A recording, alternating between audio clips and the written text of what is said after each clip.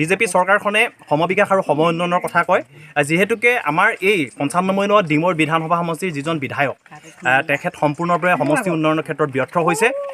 আৰু আমাৰ এই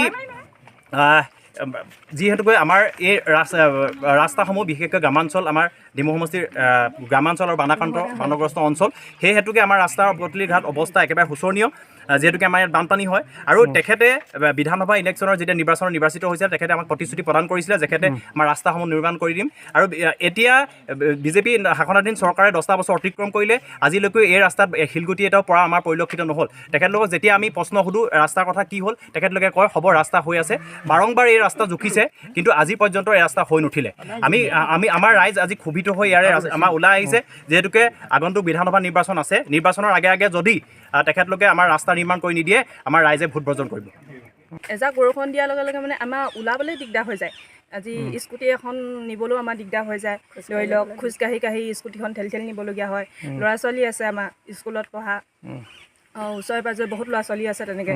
আৰু কি বুলি কয়, অহা যোৱা মানে বহুতখিনি আমাৰ অসুবিধা হয়। এতিয়া আমাৰ স্কুটিখন ধৰি লওক লোকৰ ঘৰত মানে থৈ আহিবলগীয়া অৱস্থা হয়, মানে আমাৰ এনেকুৱা এটা অৱস্থা হৈ যায়।